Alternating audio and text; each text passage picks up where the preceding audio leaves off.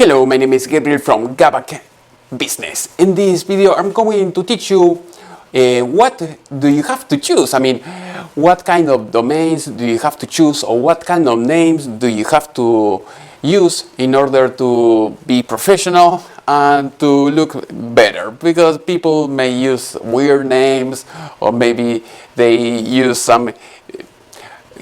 maybe some weird characters and then domains. So I'm going to explain what you may encounter, so the pros, the cons, and all the things. And if you use maybe some error, like some grammatical misspell or something like that, and then you will not look that good. So we are going to talk about the things. I hope you enjoyed this class.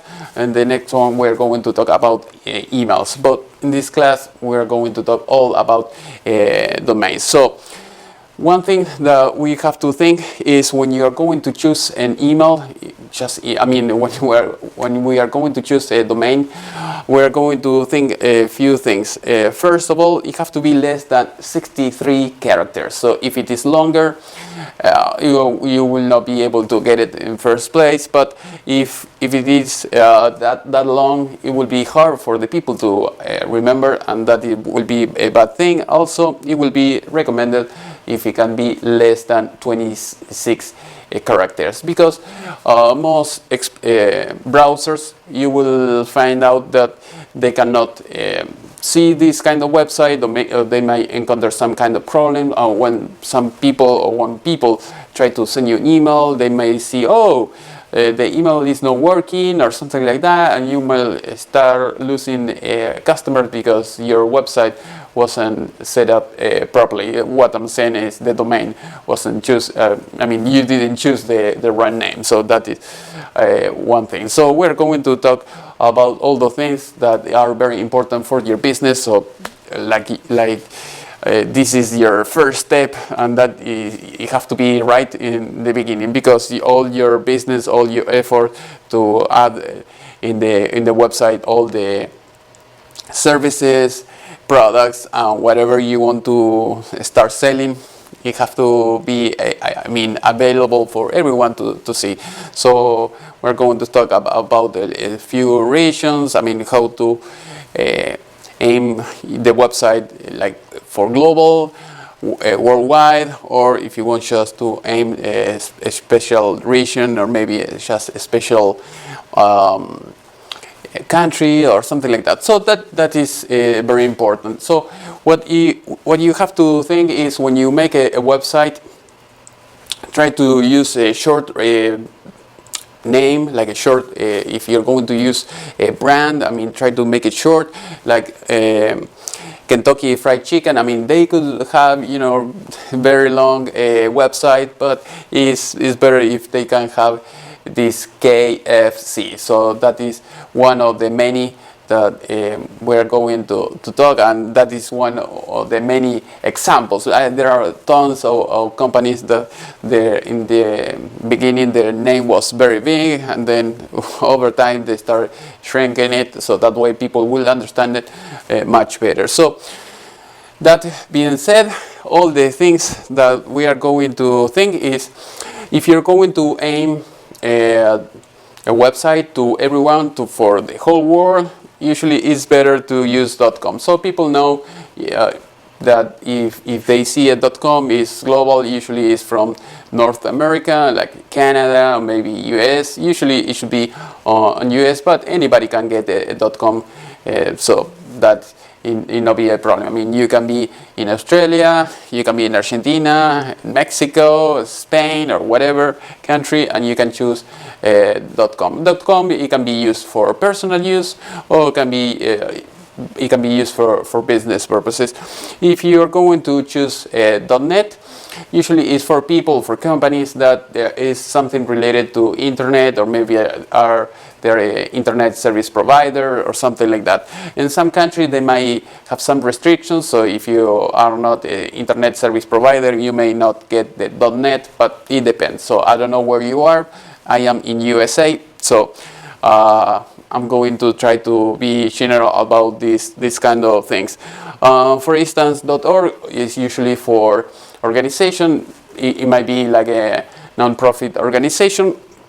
And if you work for the government, usually it will be like .gov. So you may have another one like .info or .us or .ws and .edu. So depend depend of your business. If you are a university, I mean, if you are going to have a university, edu, it will be the best option. Or you can have edu and you can have .com, but instead of having two different websites or the same website just duplicated, no, you can have just one, and that will be it. And the other one, it can be just redirect the traffic. So when people type one website, they will end up in the .com. So that is one of the things.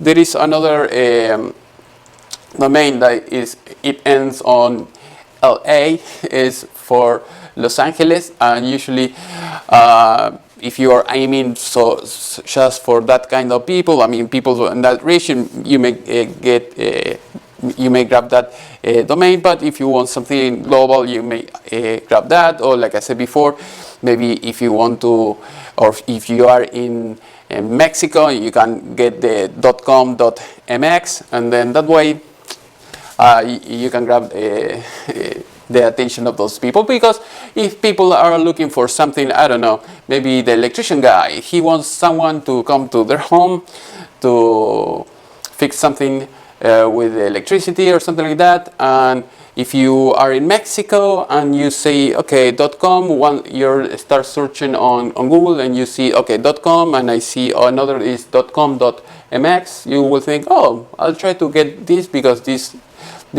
are local guys. The other may be local guys, may not, but usually it's how people think. The other one, maybe if you're selling templates for WordPress, or maybe you're selling music, I don't know, or graphic design or whatever, something like that.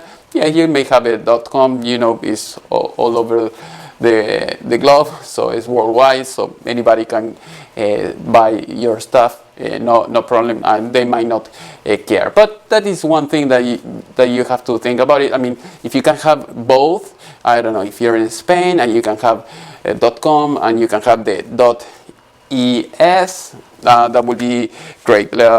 Or if you are all over the world, like Google, you can get the .com, yeah, .com.ar if it is in Argentina, if it is in Spain, like I said, ES, and that's it. I mean, you can grab as many domains as you can, but if you want to keep it simple, I mean, if you're in US, just .com would be more than enough. So I hope it was clear. If you have any question, leave me a comment in the section below. We can try to explain you in different manner. So like I said before, this is very important. The maximum length, it will be 63 characters. The ideal, it will be less than 26 characters. So that will be very important. My website is GabakUSA.com, in case if you want to see it, all the service, all the classes that I offer. If you want to buy any class, you can leave me a comment, or you can visit my website, like I said before. Also, another thing that you have to think about is this. I mean, .com, people know .com. If you're going to use something different, try to avoid it. Because people, except if you're going to play with the words, like in this case we have .us, and you're thinking, okay, maybe I will have a domain that will say, okay, come with .us. Okay, it will be maybe easy for the people to remember kind of that. If you say, okay, maybe I have a travel agency business, and you say, okay, come with us, come with .us or something like that. You may play with that. Some people will say, okay, we'll type comewithus.com, and you may find that kind domain might not be that useful. If you can use this, great. If you want to play with this and this, you can do it. I mean, grab both just in case people say, okay, what was the name of the website? And, oh yeah, come with us.com. All right. Then they tap it, they enter in your website. Or if someone say, oh no, it's come with .us. Okay, great. They can do that. But most people, they remember .com. .us or something else, it will be more difficult, at least for the old generation. The new one, they may like it or not, they may keep it in mind, but many people, when they think, is .com for everything. So that is one thing. The other thing is try to avoid non-standard characters. What I mean with this is, if you, I don't know, like in Spain there is something called gnocchis. I'll leave the picture here, and you have this special character is like an N, and then it has this symbol on the top, and the thing is, there are some countries like Argentina, they are allowed to have this kind of names, but the problem with that kind of names is this. You can get the domain, and when you start sending emails, the other servers start seeing this kind of character, they might reject it. I tried before, like a few years ago, and I didn't have a very good result, so I said, okay, I'm going to stay away from all these kind of characters. So if you can use something that is in the English language with the regular letters, that would be great. So that is what I recommend. I mean, you may find that the website looks cool for, maybe you're selling gnocchis, I don't know, or something else, and you say, okay, I'm going to try to get that website. That is a problem. People try to send you an email, and because you have that is a weird character, they might not know how to type your website. That is another problem, because I mean, in the English language we don't have that, and if they have to do something extra in order to type that character, that will be strange, and that will be odd, at least for them. I mean, for people like me that speak Spanish and speak English, and my keyboard is in English, but if I have it like international keyboard in English, international English, so I can make all the characters that I want in Spanish and in English, and I have no problem. But like I said before, most people they have just the standard English keyboard, and that would be a big problem for them. If you hand your business card, okay, here's my business card, you have a weird name, so special and weird character, like I said before. Another thing that is very important, try to avoid like grammatical errors, like say, okay, carblue.com is the bluecar.com, because I mean, it sounds awkward. Also, people may not remember you may not remember it at all, so that would be a bad thing.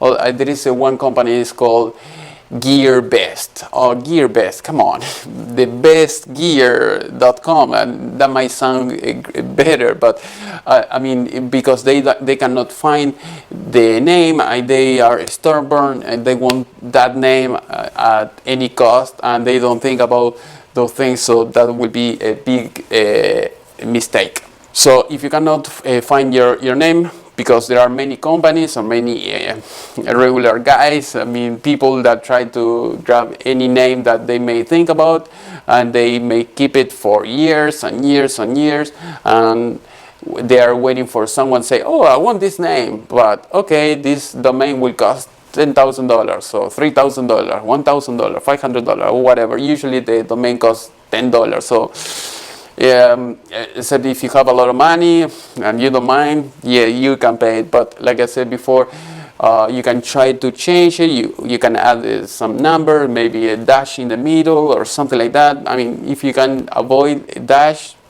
better, or not.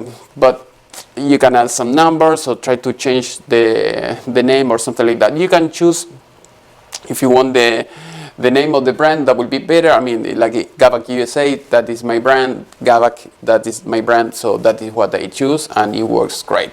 If I want to say, okay, computer classes about business, I don't know, it will be like a very long name. And if I give my business card to someone, okay, Gabriel add, and the long domain, they might find when they're typing in their cell phone some typo, or they might not remember my website or anything like that. But GabakUSA is short.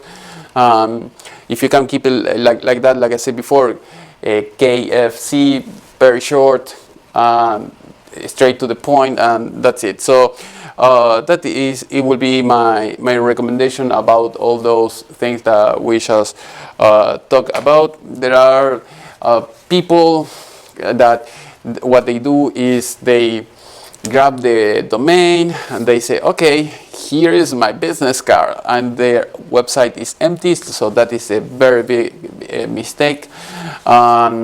Also, the good thing about having a domain is that you have a custom name. It will not be the same if I meet with you and say, okay, here is my business card. You see, okay, Gabak at hotmail.com or something like that, or Gmail. It doesn't look professional, so please don't do that. So it's better to have a domain. A domain will give you a mail with with a custom email, and that will be good. I mean, you can use like sales at yourcompany.com or something like that. It will look much better than Hotmail. So that is another advantage. Like I said before, try to avoid any